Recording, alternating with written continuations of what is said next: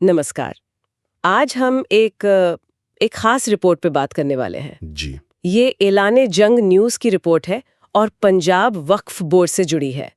इसमें जलंधर में बोर्ड की जमीन पर अवैध कब्जे की बात है। हाँ, और कब्जे से ज्यादा मतलब रिपोर्ट का जो असल निशाना है वो बोर्ड के अधिकारियों का रवैया है। रवैया? किस तरह का रवैया? रिपोर्ट तो काफी सख्त लफ्ज इस्तेमाल करती है। कहती है कि अधिकारी कुंभकर्णी नींद में सोए हैं, मतलब जमीनों पर अवैध काम हो रहा है और उन्हें कोई परवाह नहीं। कुंभकर्णी नींद, ये तो काफी सीधा आरोप है। क्या रिपोर्ट में कोई मिसाल दी गई है, मतलब कोई ठोस घटना? बिल्कुल, जालंधर की ही बात है। अर्बन एस्टेट फेज 2 के पास एक चौराहे के नजदीक वक्फ बोर्ड की जमीन है, काफी कीमती जमीन। अच्छा। हाँ, तो रिपोर्ट के मुताबिक वहां अवैध निर्माण चल रहा था। रिपोर्टर ने इसका वीडियो भी बनाया। वीडियो बनाया और अधिकारियों को बताया? जी हाँ, बताया भी, सूचित किया बाकायदा। लेकिन रिपोर्ट कहती है कि कोई फायदा नहीं हुआ। कोई एक्शन नहीं लिया गया, मतलब शिकायत के बाद भी? बिल्कुल, कोई एक्शन नहीं। नतीजा ये हुआ रिपोर्ट के हिसाब से कि जो लोग ये अवैध काम कर रहे थे उनकी हिम्मत और बढ़ गई। एक तरह से शय मिल गई उनको। हाँ बिल्कुल, कि भाई बोर्ड की जमीन है, जो मर्जी करो, कोई पूछेगा नहीं। ये वाला माहौल बन गया। ये तो बहुत ही चिंता की बात है। अगर जमीनी हकीकत ये है, तो फिर अधिकारी क्या कर रहे हैं वो? क्या ये रिपोर्ट इस पर कुछ कहती है? हाँ, यहीं पर रिपोर्ट सीधे तौर पर अधिकारियों के काम करने के तरीके पर उंगली उठाती है। जैसे कि? पहला आरोप तो यह है कि ज्यादातर अधिकारी अपने दफ्तरों से निकलते ही नहीं, फील्ड में जाके जमीनों को देखते ही नहीं। अच्छा, मतलब साइट पर जाते ही नहीं? रिपोर्ट तो यही कहती है। अब अगर वो जाएंगे नहीं तो पता कैसे चलेगा कि जमीन पर क्या चल रहा है, कौन कब्जा कर रहा है ना? सही बात है। ये तो बुनियादी काम हुआ एक तरह से। बिल्कुल। और रिपोर्ट इससे भी आगे जाती है। एक और आरोप है कि जो निचले स्तर के कर्मचारी हैं, उनमें से कुछ कथित तौर पे मनमर्जी से वसूली कर रहे हैं। वसूली मतलब पैसों की? हाँ, रिपोर्ट का इशारा इसी तरफ है। और जो बड़े अधिकारी हैं, उनके बारे में दो बातें हैं। क्या? या तो वो अनजान है इस सब से, या फिर जैसा रिपोर्ट थोड़ा और संगीन इशारा करती है कि वो खुद अपनी जाली बेचकर बड़े पैमाने पर वसूली में लगे हैं। अरे, ये तो बहुत ही गंभीर आरोप है। मतलब वो खुद इसमें शामिल हो सकते हैं? रिपोर्ट का दावा तो यही है।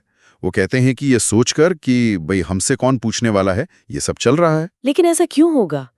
मतलब इतनी लापरवाही या मिलीभगत, इसकी कोई वजह रिपोर्ट कुछ बताती है? रिपोर्ट एक संभावित वजह की तरफ इशारा करती है। क्या वजह हो सकती है? दावा यह है कि बोर्ड के ज्यादातर अधिकारी और कर्मचारी, यहां तक कि चेयरमैन और सीईओ लेवल तक के लोग भी कथित तौर पर एक ही जिले से आते हैं। एक ही जिले से?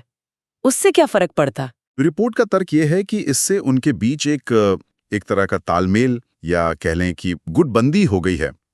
कोई बाहर से आकर सवाल नहीं करता या निगरानी मुश्किल हो जाती है। अच्छा, मतलब अंदर ही अंदर सब सेट है, ये कहना चाह रही है रिपोर्ट। कुछ ऐसा ही।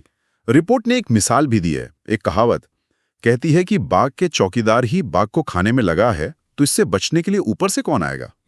ये तो सीधी बात है। बिल्कुल। और रिपोर्ट के मुताबिक यही स्थिति है जिसके चलते बोर्ड अवैध कब्जों पर एक्शन नहीं ले पा रहा है। देखिए, यहाँ ये याद रखना जरूरी है कि ये सारी बातें, ये आरोप एलाने जंग न्यूज़ की रिपोर्ट के हैं। हम सिर्फ वो जानकारी दे रहे हैं जो उस रिपोर्ट में है। हाँ, ये स्पष्ट करना बहुत जरूरी है। हम अपनी तरफ से कुछ नहीं कह रहे हैं, सिर्फ रिपोर्ट की बात रख रहे हैं। तो कुल मिलाकर मुद्दा ये है कि पंजाब वक्फ बोर्ड की जमीनों पर अवैध निर्माण हो रहा है और रिपोर्ट के मुताबिक बोर्ड इसे रोकने में नाकाम रहा है। और इसकी वजह रिपोर्ट अधिकारियों के रवैये और शायद बोर्ड के अंदरूनी बनावट को मानती है। जी।